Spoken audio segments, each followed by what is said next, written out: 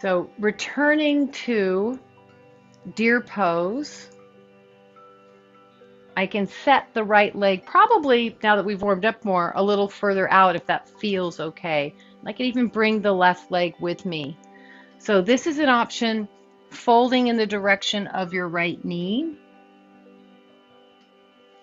You can also reach your left leg back, walk your left knee back, and do an upright version of pigeon pose. This usually gives you more opening in the back hip, or you can do what is more common, the forward fold in pigeon prep, which usually gives bigger sensation in the front outer hip. So depending on what you might need. A nice multitask for this variation of pigeon is to reach the opposite arm across. So in this case, it'd be the left shoulder underneath your chest. And now you're getting a shoulder stretch with a hip stretch. If it feels like a long way down for your head, place a block somewhere on the left side of your face to support the pose.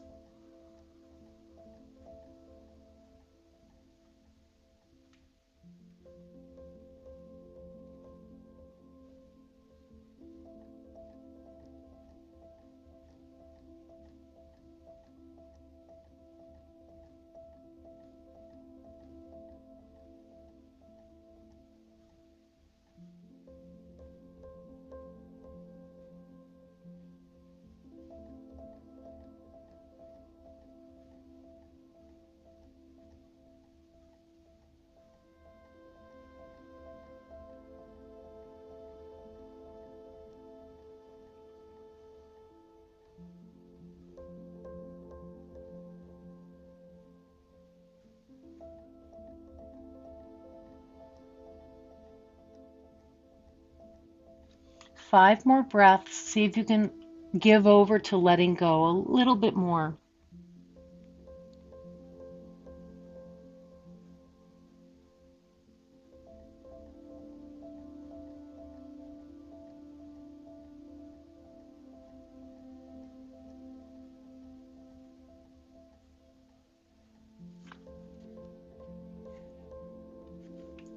Take your time coming out. Inhale out of the pose. You might even rock a little bit side to side before you completely release. Good. Great.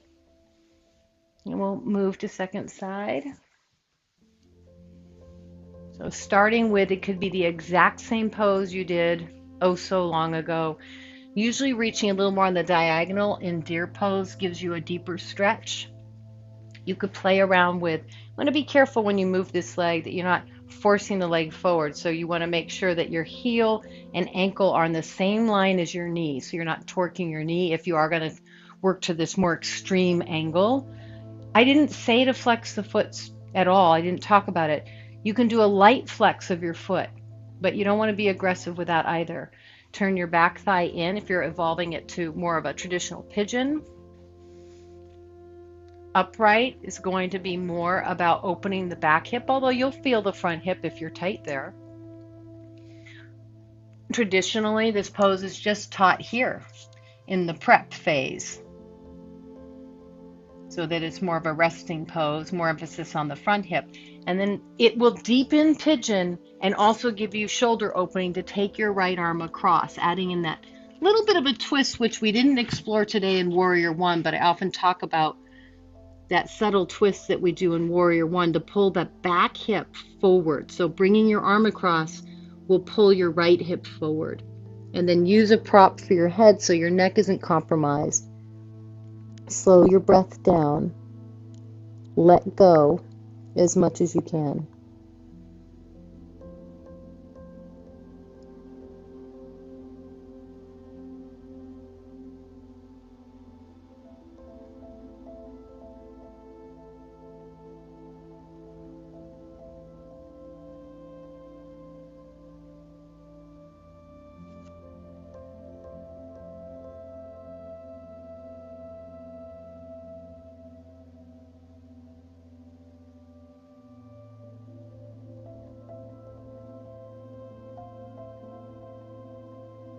So in a more passive exploration of a pose of an asana, if, as opposed to when we're more active and we're rooting this down and moving this here and focusing on all those aspects, this is closer to traditional seated meditation from the standpoint that you're really staying present with your body and your breath.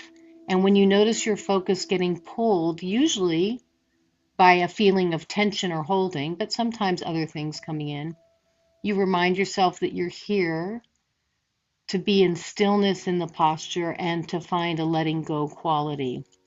In yoga philosophy, we call that Ishvara Pranadhana, surrender.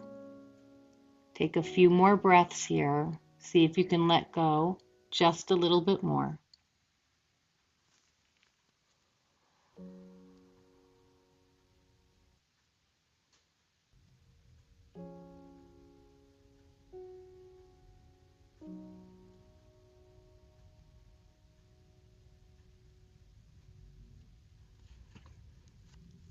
When you're ready, you'll inhale your way out, but come out slowly. Whenever you're in a pose for a bit of time that's deep like this, you want to make sure you give your body the signal that you're not going to move quickly. You might rock a little bit, give a little bit of movement.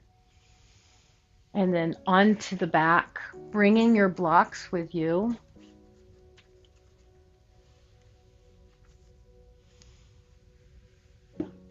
Blocks on any level. You might notice that you can go a little higher because we did some opening today in a way that facilitates more opening at the front of the hip. And we did some back bending, so your back might feel a little more comfortable with the blocks higher than it usually does. If you're comfortable, turn your palms up. You can always stay in supported bridge pose. This is still an inversion. Your head is below your heart.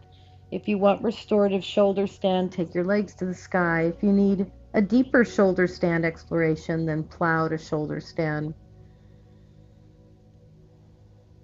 If that's something in your practice.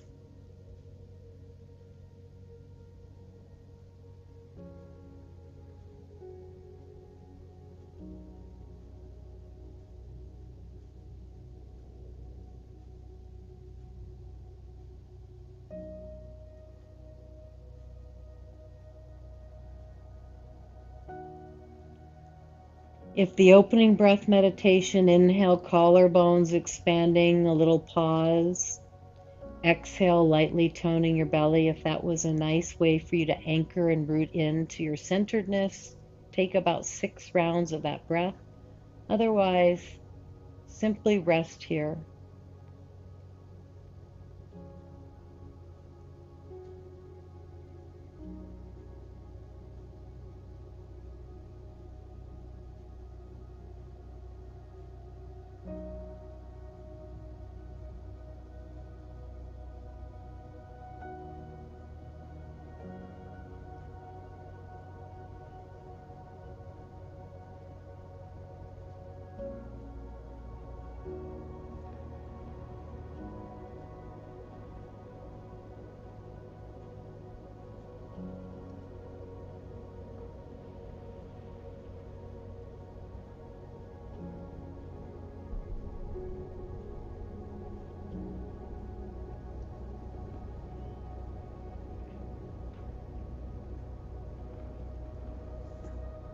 Lower your feet if they're still lifted. Exhale your way off of the blocks. Draw your knees to your armpits or take a soft, happy baby holding the back of your knees, your ankles, or your feet.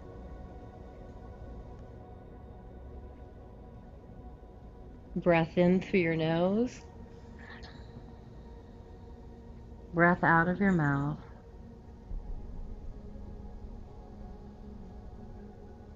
You're landing in your very favorite Shavasana position.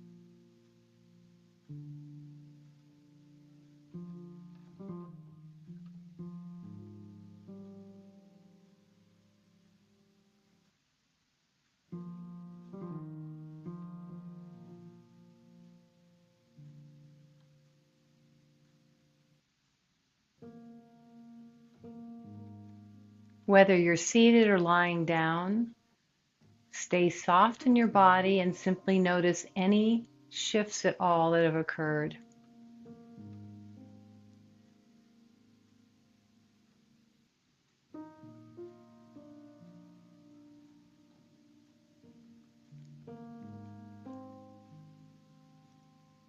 If you're planning on sitting up, staying as relaxed as you can, invite a deeper breath. Let the breath come to you. You don't have to work so hard.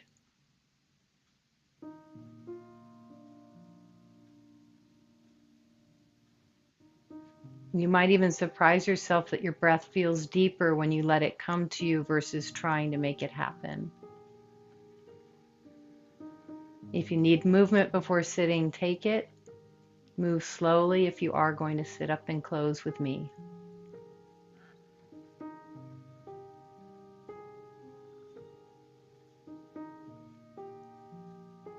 One of the deepest and most profound aspects of advancing the practice is learning how to work softly. Usually when students, people, you, me, hear the word soft, we associate it with easy. It's not easy. It's not less deep. In fact, it can be more deep, and you can find yourself going further into poses. It's more of a mindset and a decision to let that extraneous tension, control, holding, pushing, urgency, agenda, thinking something is right. All of those ideas are the temptation that pulls us out from learning these more subtle aspects of how to work with the body. If you're seated, inhale, reach your arms to the sky. Exhale, closing breath, hands to heart.